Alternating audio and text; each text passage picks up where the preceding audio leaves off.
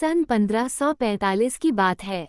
उत्तर भारत की धरती युद्धों, षड्यंत्रों और सत्ता के संघर्षों से कांप रही थी। बड़े बड़े राजवंश अपनी सीमाएं बढ़ाने के लिए तलवारें खींचे खड़े थे। उसी समय गंगा के किनारे बसे एक छोटे से नगर में एक युवक रहता था, जिसका नाम वीरेंद्र था। वो किसी राजघराने का सदस्य नहीं था, न ही उसके पास धन दौलत थी। उसके पिता एक साधारण शिल्पकार थे, जो पत्थरों पर अद्भुत नक्काशी किया करते थे। लेकिन वीरेंद्र के भीतर बचपन से ही इतिहास और पुराने रहस्यों को जानने की प्रबल जिज्ञासा थी। नगर के बीचों बीच एक विशाल किला था, जिसके बारे में कहा जाता था कि वहां कभी एक महान सम्राट का शासन था। बुजुर्ग लोग अक्सर चौपाल में बैठकर उस सम्राट की कहानियां सुनाते थे। वे बताते थे कि सम्राट के पास एक ऐसी राजमुहर थी, जिसकी शक्ति से पूरे साम्राज्य के आदेश जारी होते थे। वो मुहर केवल सोने या रत्नों की नहीं थी, बल्कि सत्ता और सम्मान का प्रतीक थी। किंवदंती थी कि सम्राट की मृत्यु के बाद वह मुहर रहस्यमय ढंग से गायब हो गई और उसके साथ ही साम्राज्य का पतन शुरू हो गया। एक शाम वीरेंद्र अपने पिता के साथ किले के पास काम कर रहा था। सूरज धीरे धीरे पश्चिम में डूब रहा था और उसकी लाल किरणें किले की दीवारों पर पड़कर उन्हें रक्तिम बना रही थीं। तभी वीरेंद्र की नज़र दीवार के एक टूटे हुए हिस्से पर पड़ी। वहां पत्थरों के बीच कुछ चमकता हुआ दिखाई दिया। उसने उत्सुकतावश हाथ बढ़ाकर उसे निकाला। वो एक पुराना धातु का टुकड़ा था, जिस पर कुछ अजीब निशान बने हुए थे। पिताजी, ये देखिए, उसने कहा। उसके पिता ने ध्यान से उस वस्तु को देखा। उनके चेहरे का रंग अचानक बदल गया। ये तुम्हें कहाँ मिला? यहीं दीवार के पास। पिता कुछ क्षण चुप रहे, फिर धीमी आवाज में बोले, इसे किसी को मत दिखाना। ये साधारण वस्तु नहीं लगती। वीरेंद्र हैरान था। उसने पहली बार अपने पिता को इतना चिंतित देखा था। घर लौटने के बाद भी उसके मन में वही प्रश्न घूमता रहा। रात को जब सब सो गए, तब उसने दीपक की हल्की रोशनी में उस धातु के टुकड़े को फिर से देखा। उस पर उकेरे गए चिन्ह किसी नक्शे जैसे प्रतीत हो रहे थे। उसी समय उसे अपने दादा की कही एक बात याद आई। दादा कहा करते थे कि सम्राट की खोई हुई मुहर तक पहुंचने का मार्ग कई हिस्सों में बटे एक गुप्त नक्शे में छिपा है। हर हिस्सा अलग अलग स्थानों पर छिपाया गया था ताकि कोई एक व्यक्ति पूरे रहस्य तक न पहुंच सके। वीरेंद्र का दिल तेजी से धड़कने लगा। क्या यह उसी नक्शे का एक भाग था? अगली सुबह वह नगर के सबसे वृद्ध विद्वान आचार्य सोमदेव के पास पहुंचा। आचार्य प्राचीन ग्रंथों और इतिहास के महान ज्ञाता माने जाते थे। उन्होंने उस धातु के टुकड़े को देखते ही अपनी आंखें फैला लीं। असंभव, उनके मुंह से निकला। क्या आप इसे पहचानते हैं? वीरेंद्र ने उत्सुकता से पूछा।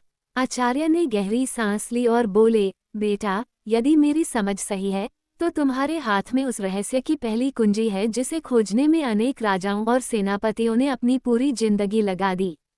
ये सुनते ही वीरेंद्र के पैरों तले जमीन खिसक गई। उसे अंदाजा भी नहीं था कि एक टूटा हुआ धातु का टुकड़ा उसे इतिहास के सबसे बड़े रहस्य के द्वार तक ले जाएगा। लेकिन उसे यह नहीं पता था कि उसी समय नगर के बाहर एक सराय में कुछ घुड़सवार भी उसी निशान की तलाश में पहुंचे थे। उनके नेता की आंखों में लालच साफ झलक रहा था। उसके हाथ में एक पुराना पत्र था, जिसमें उसी गुप्त नक्शे का उल्लेख किया गया था। और अब उनकी खोज की दिशा सीधे वीरेंद्र की ओर मुड़ चुकी थी। आचार्य सोमदेव की बात सुनकर वीरेंद्र कुछ क्षणों तक स्तब्ध खड़ा रहा।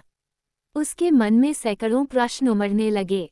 उसने धीरे से पूछा, गुरुदेव, आखिर यह रहस्य क्या है?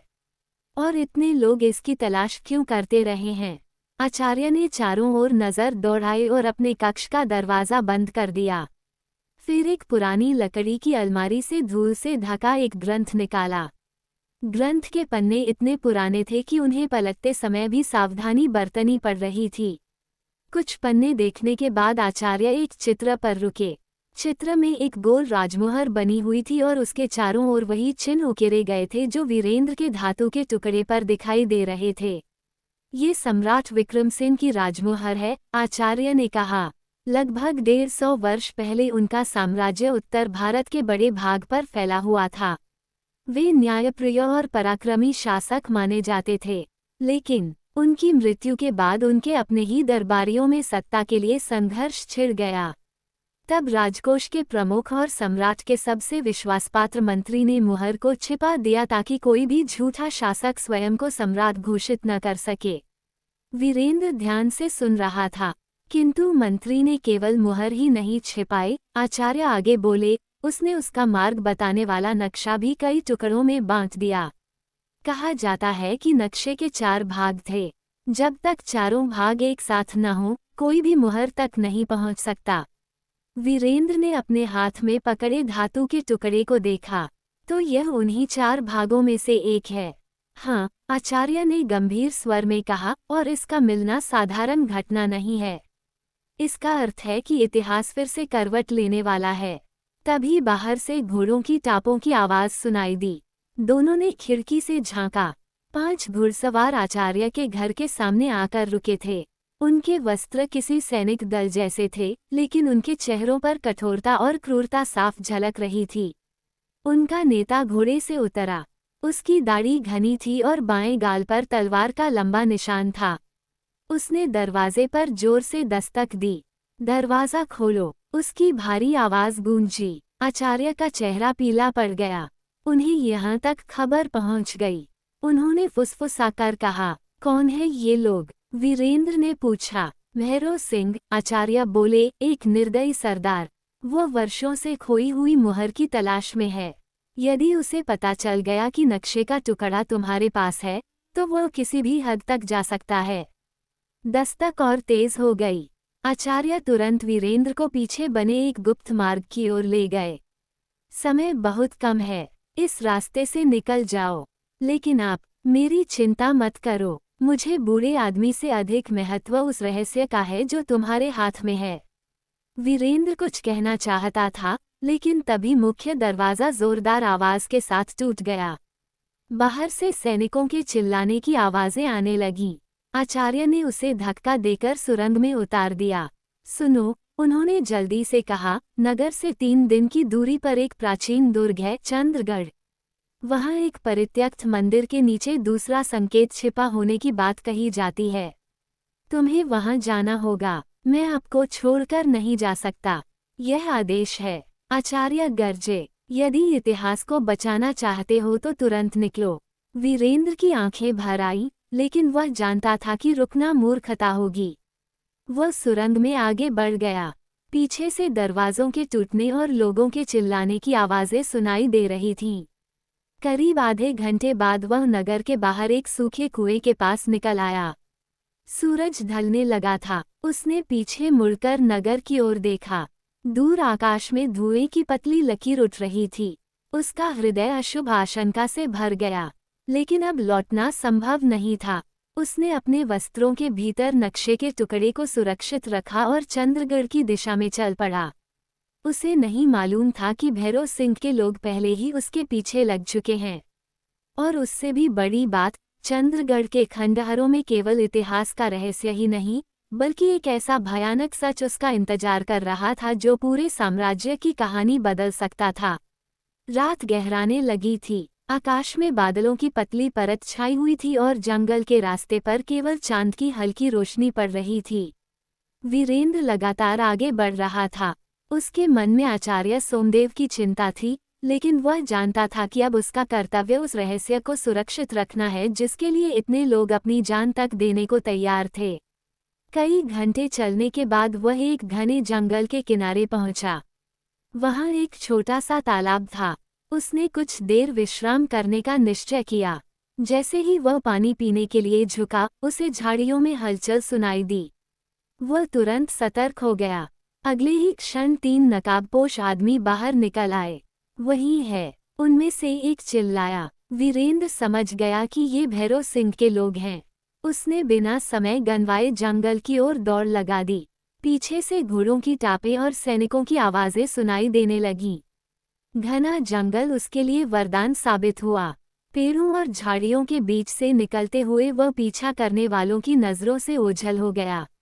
काफी देर तक भागने के बाद जब आवाजें दूर हो गईं, तब उसने राहत की सांस ली।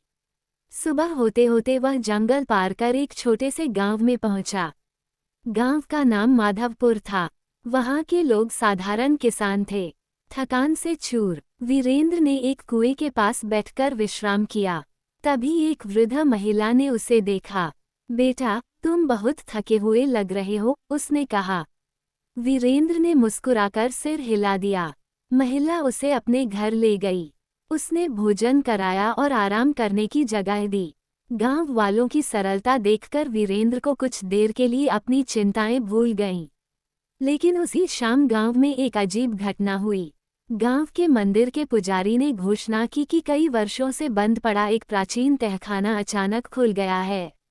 ये सुनते ही पूरे गांव में चर्चा फैल गई। वीरेंद्र को ये बात सुनकर उत्सुकता हुई। वह भी मंदिर पहुंच गया। मंदिर बहुत पुराना था। उसकी दीवारों पर बने चित्र समय के साथ धुंधले पड़ चुके थे। तहखाने का पत्थर का दरवाजा खुला हुआ था और भीतर अंधेरा पसरा हुआ था। पुजारी ने बताया, ये तहखाना हमारे पूर्वजों के समय से बंद था। किसी को नहीं पता कि इसके अंदर क्या है। वीरेंद्र के मन में अचानक एक विचार कौंधा। कहीं इसका संबंध उसी रहस्य से तो नहीं। वह मशाल लेकर नीचे उतर गया। सीढ़ियां काफी गहरी थीं। नीचे पहुंचते ही उसे एक बड़ा कक्ष दिखाई दिया। दीवारों पर प्राचीन चित्र उकेरे गए थे।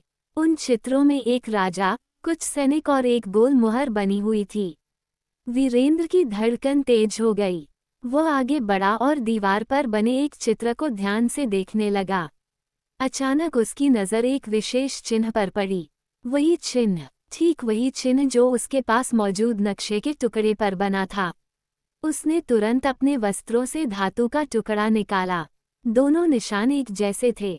इसका मतलब, ये स्थान भी उस रहस्य से जुड़ा हुआ है, उसने बुदबुदाया।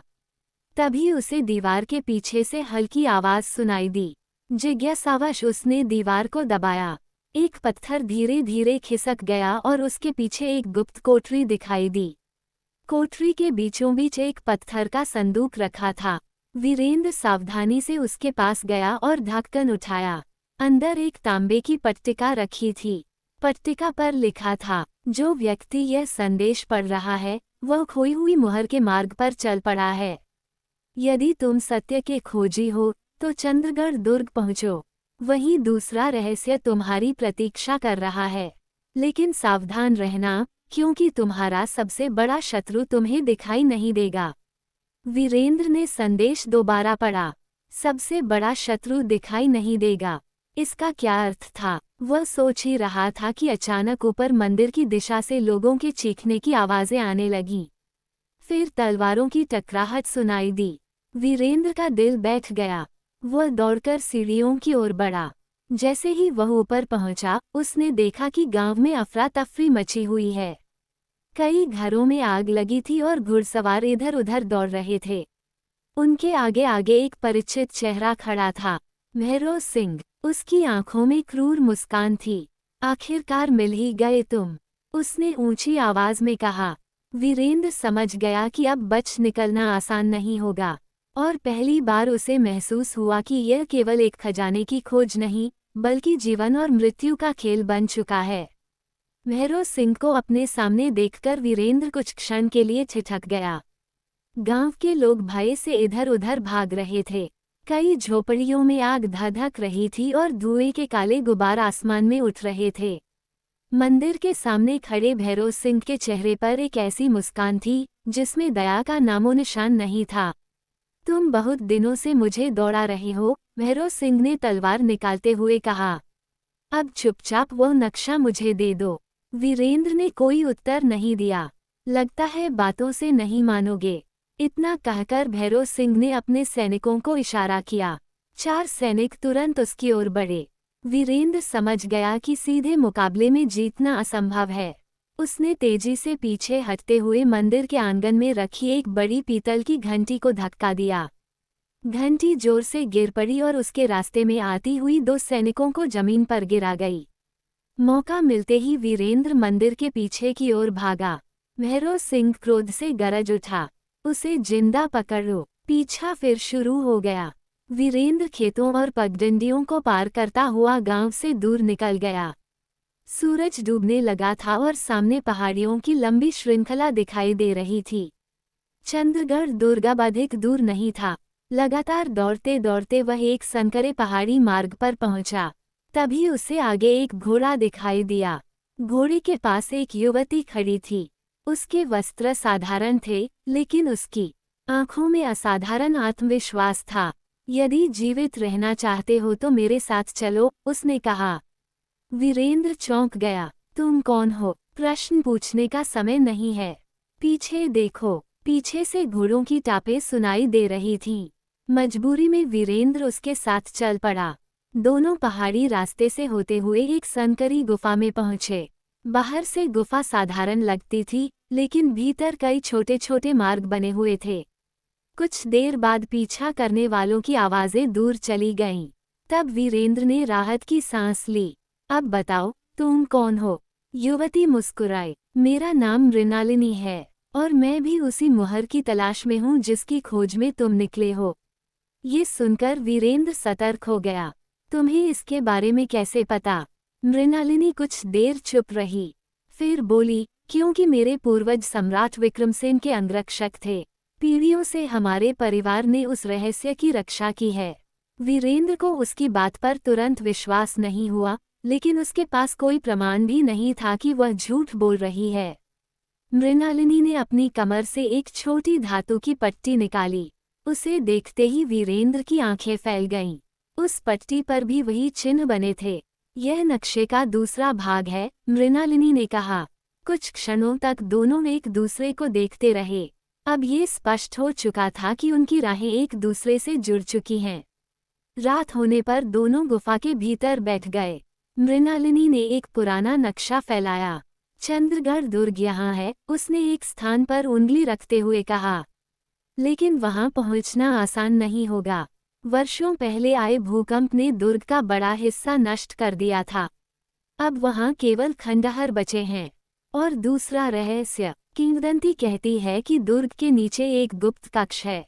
वहां सम्राट के मंत्री ने कुछ ऐसे दस्तावेज छिपाए थे जो मुहर तक पहुंचने का अगला संकेत देते हैं। वीरेंद्र ध्यान से सुन रहा था।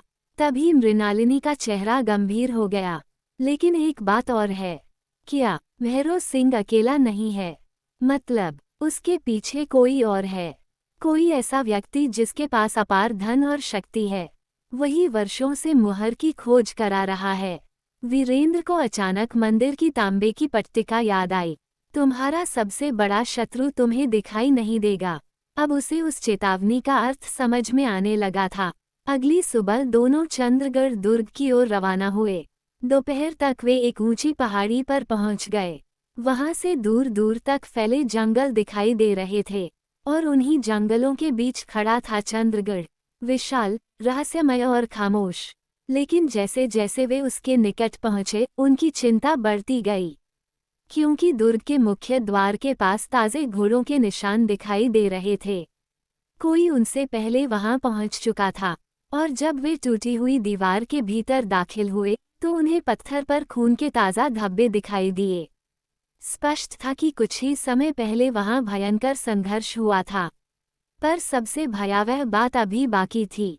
दुर्ग के भीतर बने प्राचीन प्रांगण के बीचों बीच एक मृत व्यक्ति पड़ा था, और उसकी मुट्ठी में एक कागज कसकर दबा हुआ था। वीरेंद्र ने कांपते हाथों से वह कागज निकाला। उस पर केवल 3 शब्द लिखे थे, राजा जीवित है। और यह पढ़ते ही मृणालिनी का चेहरा भय से सफेद पड़ गया। राजा जीवित है। कागज पर लिखे इन 3 शब्दों को देखकर कुछ क्षणों के लिए वहां सन्नाटा छा गया। हवा की सरसराहट भी जैसे रुक गई थी। वीरेंद्र ने हैरानी से मृणालिनी की ओर देखा, लेकिन उसके चेहरे पर फैला भय बता रहा था कि वह इन शब्दों का अर्थ जानती है। तुम इतनी घबराई हुई क्यों हो?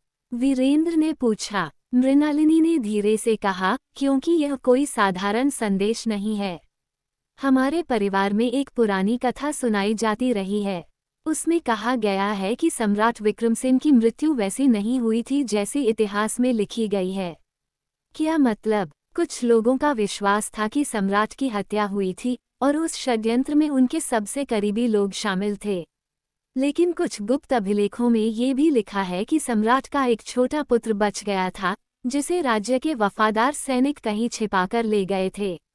वीरेंद्र ध्यान से सुन रहा था। यदि वह कथा सच है, मृणालिनी बोली, तो उसका वंशज भी जीवित हो सकता है। दोनों की नज़र फिर उस कागज पर गई। राजा जीवित है। ये केवल एक चेतावनी नहीं, बल्कि किसी बड़े रहस्य की ओर संकेत था। उन्होंने मृत व्यक्ति की तलाशी ली। उसके वस्त्र किसी साधारण यात्री जैसे नहीं थे। उसकी कमर से एक चमड़े की थैली बंधी थी। थैली खोलने पर उसमें कुछ चांदी के सिक्के, एक छोटी चाबी और एक मुड़ा हुआ नक्शा मिला। नक्शे पर चंद्रगढ़ दुर्ग का चित्र बना था। उसमें एक स्थान को लाल रंग से चिन्हित किया गया था। यहीं जाना होगा, वीरेंद्र ने कहा। दोनों नक्शे के अनुसार दुर्ग के भीतर बढ़ने लगे। रास्ता कठिन था। जगह जगह टूटी हुई दीवारें, गिरे हुए स्तंभ और झाड़ियां उगी हुई थीं। कई बार उन्हें पत्थरों पर चढ़कर आगे बढ़ना पड़ा। लगभग आधे घंटे बाद वे दुर्ग के सबसे पुराने हिस्से में पहुंचे। वहां एक विशाल सभा कक्ष था, जिसकी छत का अधिकांश भाग टूट चुका था। लेकिन कक्ष के बीचों बीच पत्थर का बना एक सिंहासन अब भी खड़ा था। सिंहासन पर धूल जमी हुई थी। मृणालिनी ने चारों ओर देखा। नक्शे के अनुसार गुप्त मार्ग यहीं कहीं होना चाहिए। दोनों खोज में लग गए। काफी देर बाद वीरेंद्र की नज़र सिंहासन के नीचे बने एक छोटे चिन्ह पर पड़ी। वह बिल्कुल वैसा ही चिन्ह था जैसा नक्शे के टुकड़ों पर बना हुआ था। उसने उस पत्थर को दबाया। अचानक भारी आवाज गूंजी। सिंहासन धीरे धीरे एक ओर खिसकने लगा। नीचे अंधेरे में जाती हुई सीढ़ियां दिखाई दी। हमें नीचे जाना होगा, वीरेंद्र बोला। मशाल जलाकर दोनों सीढ़ियों से नीचे उतरने लगे। नीचे की हवा ठंडी और नम थी। ऐसा लग रहा था जैसे सदियों से कोई वहां नहीं आया हो। सीढ़ियां समाप्त होते ही वे एक विशाल भूमिगत कक्ष में पहुंचे। दीवारों पर पुराने चित्र बने थे और बीच में पत्थर की कई अलमारियां रखी थीं। उनमें ताम्रपत्र और पुराने दस्तावेज सुरक्षित थे। यही वह स्थान है, मृणालिनी ने धीमे स्वर में कहा। वीरेंद्र ने एक ताम्रपत्र उठाया और पढ़ने लगा। उसकी आंखें आश्चर्य से फैल गईं। उसमें लिखा था, सम्राट विक्रमसेन की मृत्यु के पश्चात दरबार के 5 सरदारों ने राज्य पर अधिकार करने के लिए षड्यंत्र रचा। उन्होंने सम्राट के परिवार का विनाश करने का प्रयास किया, किंतु युवराज को वफादार सैनिक सुरक्षित स्थान पर ले गए।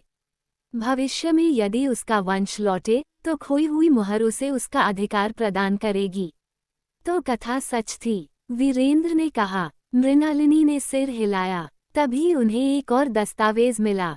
उसमें एक नाम लिखा था, रुद्र प्रताप। उस नाम के आगे लिखा था, राजवंश का अंतिम संरक्षक। लेकिन इससे पहले कि वे और पढ़ पाते, अचानक कक्ष के बाहर से कदमों की आवाज सुनाई दी। दोनों सतर्क हो गए। आवाजें तेजी से पास आ रही थीं। फिर मशालों की रोशनी सुरंग में दिखाई दी। किसी ने उनका पीछा करते हुए गुप्त कक्ष खोज लिया था। कुछ ही क्षण बाद भैरव सिंह अपने सैनिकों के साथ कक्ष में दाखिल हुआ। उसके चेहरे पर विजयी मुस्कान थी। बहुत अच्छा, उसने ताली बजाते हुए कहा। तुम दोनों ने मेरा काम आसान कर दिया। वीरेंद्र और मृणालिनी पीछे हट गए। भैरव सिंह ने तलवार निकाल ली। लेकिन तभी एक और आवाज गूंजी, मुहर तक पहुंचने का अधिकार तुममें से किसी को नहीं है। सभी चौंककर पीछे मुड़े। अंधेरे सुरंग मार्ग से एक लंबा, रहस्यमय व्यक्ति बाहर आया। उसका चेहरा काले कपड़े से ढका हुआ था। उसके साथ कई सशस्त्र योद्धा भी थे, और उन्हें देखते ही भैरव सिंह का चेहरा बदल गया। पहली बार उसके चेहरे पर डर दिखाई दिया। स्पष्ट था कि यह वही व्यक्ति था जो वर्षों से पर्दे के पीछे रहकर सब कुछ नियंत्रित कर रहा था। भूमिगत कक्ष में अचानक ऐसा सन्नाटा छा गया मानो समय ही थम गया हो। मशालों की लौ कांप रही थी और उनकी रोशनी में दीवारों पर अजीब परछाइयां बन रही थीं। रहस्यमय व्यक्ति धीरे धीरे आगे बढ़ा। उसके पीछे खड़े योद्धा पूरी तरह सशस्त्र थे और उनकी अनुशासित मुद्रा देखकर साफ लगता था कि वे साधारण सैनिक नहीं थे। भैरव सिंह ने झुककर सिर नीचे कर लिया। महाराज, उसके मुंह से निकला। वीरेंद्र और मृणालिनी एक दूसरे को देखने लगे। महाराज, रहस्यमय व्यक्ति ने अपना चेहरा ढकने वाला कपड़ा हटाया। उसके चेहरे पर उम्र की रेखाएं थीं, लेकिन आंखों में असाधारण तेज था। उसकी दाढ़ी सफेद हो चुकी थी, फिर भी उसके व्यक्तित्व में ऐसा प्रभाव था कि उपस्थित हर व्यक्ति अनायास उसकी ओर देखने लगा। इतने वर्षों की खोज अब समाप्त होने वाली है, उसने शांत स्वर में कहा। आप कौन हैं? वीरेंद्र ने साहस जुटाकर पूछा। उस व्यक्ति ने उत्तर दिया, मेरा नाम रुद्र प्रताप है। ये नाम सुनते ही वीरेंद्र के हाथ से ताम्रपत्र लगभग छूट गया। वही नाम जो अभी कुछ क्षण पहले दस्तावेज में लिखा हुआ था। मृणालिनी भी स्तब्ध रह गई। रुद्र प्रताप ने उनकी ओर देखते हुए कहा, मैं उसी राजवंश का अंतिम जीवित वंशज हूँ, जिसकी रक्षा के लिए यह मुहर छिपाई गई थी। कक्ष में खामोशी फैल गई। इतिहास की सदियों पुरानी कथा अचानक उनके सामने जीवित खड़ी थी। तो क्या सचमुच युवराज बच गया था? मृणालिनी ने पूछा। हाँ, रुद्र प्रताप बोला, और वही मेरा पूर्वज था। हमारे परिवार ने सदियों तक अपनी पहचान छिपाकर जीवन बिताया। हम जानते थे कि जैसे ही हमारी पहचान सामने आएगी, सत्ता के लालची लोग हमारा अंत कर देंगे। भैरव सिंह अब भी चुप खड़ा था। लेकिन अब समय आ गया है कि जो हमारा था, वह हमें वापस मिले, रुद्र प्रताप ने कहा। वीरेंद्र को उसकी बातों में कुछ अजीब लगा। उसकी आवाज में न्याय से अधिक अधिकार और लालच की झलक थी। यदि आप वास्तव में उत्तराधिकारी हैं, वीरेंद्र बोला, तो फिर आपने भैरव सिंह जैसे लोगों की सहायता क्यों ली? रुद्र प्रताप की आंखें सिकुड़ गईं। कुछ क्षणों तक उसने कोई उत्तर नहीं दिया। फिर वह हल्का सा मुस्कुराया, क्योंकि इतिहास केवल आदर्शों से नहीं बदलता, शक्ति से बदलता है। ये सुनकर वीरेंद्र के मन में संदेह और गहरा गया। तभी मृणालिनी की नज़र पास रखे एक ताम्रपत्र पर पड़ी। उसने उसे जल्दी से उठा लिया। उसकी आंखें पढ़ते पढ़ते फैल गईं। यह असंभव है। क्या हुआ? वीरेंद्र ने पूछा। मृणालिनी ने कांपते हाथों से ताम्रपत्र उसकी ओर बढ़ाया। उसमें लिखा था, यदि कभी कोई स्वयं को राजवंश का उत्तराधिकारी बताए, तो उसकी पहचान अंतिम अभिलेख से सत्यापित की जाए। क्योंकि असली उत्तराधिकारी के शरीर पर जन्म से सिंह चिन्ह होगा। वीरेंद्र ने तुरंत रुद्र प्रताप की ओर देखा। क्या आपके शरीर पर वह चिन्ह है? रुद्र प्रताप का चेहरा कठोर हो गया। उसने कोई उत्तर नहीं दिया। अब सब कुछ स्पष्ट होने लगा था। मृणालिनी आगे बढ़ी। आप असली उत्तराधिकारी नहीं हैं, है ना? रुद्र प्रताप की आंखों में क्रोध चमक उठा। चुप रहो, उसकी गर्जना पूरे कक्ष में गूंज गई। सदियों तक मेरा परिवार अपमान और गरीबी में जीता रहा। चाहे मैं उस रक्त का हूं या नहीं, अब ये राज्य मेरा होगा। अब रहस्य खुल चुका था। रुद्र प्रताप असली उत्तराधिकारी नहीं था। उसने केवल पुरानी कथाओं और दस्तावेजों का उपयोग करके स्वयं को राजा घोषित करने की योजना बनाई थी। भैरव सिंह और उसके सैनिक वर्षों से उसी के लिए काम कर रहे थे। उन्हें पकड़ लो, रुद्र प्रताप चिल्लाया। तुरंत उसके योद्धा आगे बढ़े। लेकिन उसी क्षण एक अप्रत्याशित घटना हुई।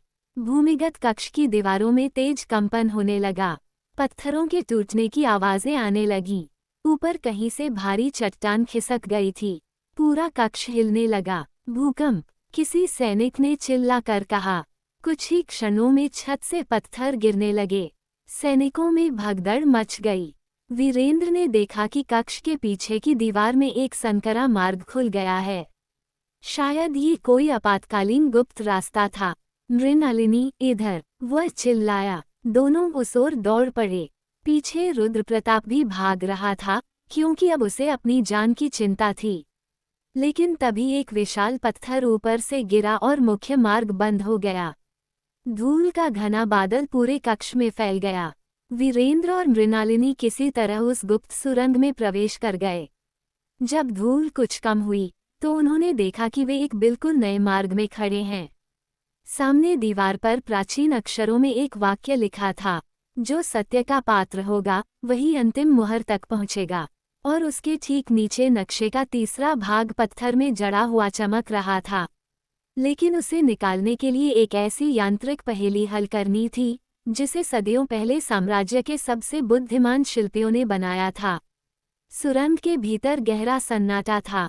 पीछे भूमिगत कक्ष के ढहने की आवाजें अब धीरे धीरे दूर होती जा रही थीं। वीरेंद्र और मृणालिनी की नज़र उस पत्थर की दीवार पर जड़ी हुई धातु की पट्टिका पर टिकी थी।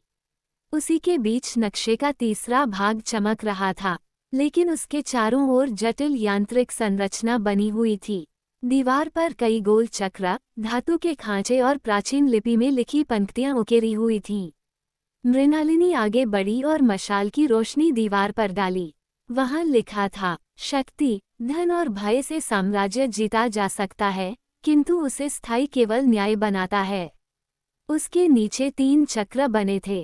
पहले चक्र पर तलवार का चिन्ह था, दूसरे पर सोने के सिक्कों का, तीसरे पर तराजू का। वीरेंद्र कुछ क्षण सोचता रहा। यह कोई परीक्षा है, उसने कहा। किस बात की? शासक के गुणों की। उसने बिना देर किए तराजू वाले चक्र को घुमा दिया। अचानक पूरी दीवार में कंपन हुआ। एक तेज आवाज गूंजी, फिर धीरे धीरे धातु का ढांचा खुलने लगा। मृणालिनी आश्चर्य से उसे देखने लगी। तुम्हें कैसे पता चला? वीरेंद्र मुस्कुराया, क्योंकि हर दस्तावेज में सम्राट विक्रमसेन के न्यायप्रिय होने का उल्लेख था। यदि ये परीक्षा उन्हीं के लोगों ने बनाई है, तो उत्तर भी न्याय ही होगा। कुछ ही क्षणों में तीसरा नक्शा खंड बाहर आ गया। जैसे ही वीरेंद्र ने उसे हाथ में लिया, दीवार का एक और हिस्सा खुल गया। उसके पीछे पत्थर की मेज पर एक छोटा सा संदूक रखा था। संदूक के भीतर एक पुरानी चर्मपत्र पांडुलिपि थी। उसमें मुहर का अंतिम स्थान अंकित था, अग्निशिखर पर्वत। ये नाम पढ़ते ही मृणालिनी चौंक उठी। मैंने इसके बारे में सुना है। ये पर्वत चंद्रगढ़ से लगभग 2 दिन की दूरी पर है, और वहीं मुहर छिपी है, वीरेंद्र बोला। दोनों तुरंत आगे बढ़ने की तैयारी करने लगे, लेकिन जैसे ही वे सुरंग से बाहर निकले, सामने का दृश्य देखकर रुक गए। रुद्र प्रताप जीवित था, उसके साथ कुछ सैनिक भी बच निकले थे। उसके चेहरे पर धूल और चोटों के निशान थे, लेकिन उसकी आंखों में अब भी वही महत्वाकांक्षा जल रही थी। मुझे पता था कि तुम रास्ता खोज लोगे, उसने कहा। वीरेंद्र ने तलवार कसकर पकड़ ली। अब ये यात्रा यहीं समाप्त होगी। रुद्र प्रताप हंस पड़ा। नहीं, अब यह अपने अंतिम चरण में पहुंच रही है। इसके बाद दोनों पक्षों के बीच भीषण संघर्ष शुरू हो गया। सुरंग के बाहर बने खंडहरों में तलवारें टकराने लगीं। चिंगारियां उड़ रही थीं। सैनिक एक दूसरे पर टूट पड़े। वीरेंद्र का सामना स्वयं रुद्र प्रताप से हुआ। रुद्र प्रताप उम्रदराज होने के बावजूद बेहद कुशल योद्धा था। उसकी तलवार बिजली की तरह चल रही थी। कई वारों के बाद वीरेंद्र पीछे हट गया। उधर मृणालिनी 2 सैनिकों से लड़ रही थी। संघर्ष लगातार बढ़ता जा रहा था। तभी अचानक खंडहर की टूटी हुई दीवार का एक हिस्सा गिर पड़ा। रुद्र प्रताप का संतुलन बिगड़ गया। वीरेंद्र ने अवसर देखकर उसकी तलवार दूर फेंक दी। कुछ ही क्षणों में वह जमीन पर गिर चुका था। सब खत्म हो गया, वीरेंद्र ने कहा। लेकिन रुद्र प्रताप के चेहरे पर हार का भाव नहीं था। वह धीरे धीरे हंसने लगा। तुम बहुत देर कर चुके हो। क्या मतलब? जब तुम सुरंग में थे, मैंने अपने सबसे भरोसेमंद आदमी को अग्निशिखर पर्वत भेज दिया था। संभव है कि इस समय तक वो मुहर तक पहुंच चुका हो। ये सुनते ही वीरेंद्र और मृणालिनी के चेहरे बदल गए। यदि यह सच था, तो उनकी सारी मेहनत व्यर्थ हो सकती थी। रुद्र प्रताप को बांधकर उन्होंने वहीं छोड़ दिया और तुरंत अग्निशिखर पर्वत की ओर रवाना हो गए। 2 दिनों की कठिन यात्रा के बाद वे उस पर्वत के निकट पहुंचे। पर्वत का शिखर बादलों में छिपा हुआ था। उसकी चट्टानें लाल रंग की थीं, मानो उनमें आग जल रही हो, और शिखर के पास उन्हें धुएं की एक पतली लकीर दिखाई दी। किसी ने हाल ही में वहां डेरा डाला था। वे तेजी से ऊपर चढ़ने लगे। सूर्यास्त के समय वे शिखर पर पहुंचे। वहां एक प्राचीन मंदिर खड़ा था, जो सदियों से वीरान पड़ा था। लेकिन मंदिर का विशाल पत्थर द्वार खुला हुआ था। स्पष्ट था कि कोई उनसे पहले अंदर जा चुका था। वीरेंद्र ने गहरी सांस ली। इतिहास का सबसे बड़ा रहस्य अब बस कुछ कदम दूर था, लेकिन उसे यह नहीं पता था कि मंदिर के भीतर उसका सामना ऐसे व्यक्ति से होने वाला है, जिसकी पहचान पूरे रहस्य को उलटकर रख देगी। अग्निशिखर पर्वत के शिखर पर खड़े उस प्राचीन मंदिर को देखकर वीरेंद्र और मृणालिनी कुछ क्षणों तक मौन रहे। सूर्य अस्त हो चुका था और आकाश पर लालिमा की अंतिम परतें फैली हुई थीं। मंदिर के खुले द्वार से ठंडी हवा बाहर आ रही थी, मानो सदियों से छिपा कोई रहस्य उन्हें भीतर बुला रहा हो। दोनों सावधानी से मंदिर के अंदर प्रवेश कर गए। भीतर विशाल स्तंभों की कतारें थीं। दीवारों पर बने चित्र समय की मार झेल चुके थे, लेकिन उनमें अब भी सम्राट विक्रमसेन और उनके साम्राज्य की झलक दिखाई दे रही थी। मंदिर के मध्य भाग में पहुंचते ही उन्हें मशाल की रोशनी दिखाई दी। कोई वहां पहले से मौजूद था। वे धीरे धीरे आगे बढ़े और फिर उन्होंने उसे देखा। एक वृद्ध व्यक्ति पत्थर के चबूतरे के सामने खड़ा था। उसके हाथ में एक पुराना ग्रंथ था और उसके पास एक तलवार रखी हुई थी। तुम आ ही गए, उसने बिना पीछे मुड़े कहा। वीरेंद्र चौंक गया। तुम कौन हो? वृद्ध व्यक्ति धीरे धीरे उनकी ओर मुड़ा। उसका चेहरा देखते ही वीरेंद्र स्तब्ध रह गया। वह चेहरा परिचित था, बहुत परिचित। आचार्य सोमदेव। मृणालिनी भी आश्चर्य से भर उठी। उन्हें विश्वास ही नहीं हो रहा था कि आचार्य जीवित हैं। लेकिन भैरव सिंह ने तो। वीरेंद्र बोलते बोलते रुक गया।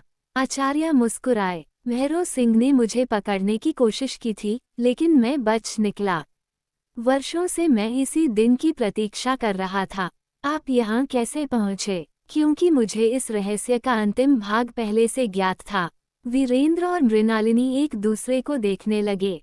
आचार्य ने चबूतरे की ओर इशारा किया। वहां पत्थर का एक बड़ा संदूक रखा था।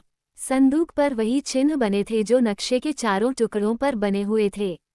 नक्शे के 3 भाग तुम्हारे पास हैं, आचार्य बोले, और चौथा भाग मेरे पास है। उन्होंने अपने वस्त्रों से एक धातु की पट्टी निकाली। चारों टुकड़ों को जोड़ते ही पूरा नक्शा बन गया। अचानक संदूक के ऊपर बने चिन्ह चमकने लगे। भारी आवाज के साथ उसका ढक्कन खुल गया। तीनों की सांसें थम गईं। सदियों से खोई हुई राजमुहर उनके सामने थी। वह शुद्ध स्वर्ण की बनी थी और उसके बीच में नीला रत्न जड़ा हुआ था। मशाल की रोशनी पड़ते ही वो अद्भुत चमक बिखेर रही थी। इतिहास का सबसे बड़ा रहस्य आखिरकार उनके सामने था। लेकिन उसी क्षण मंदिर के बाहर से घोड़ों की आवाज गूंज उठी। कुछ ही पलों बाद कई सैनिक भीतर आ गए। उनके बीच बंधा हुआ रुद्र प्रताप भी था। उसके चेहरे पर हार साफ दिखाई दे रही थी।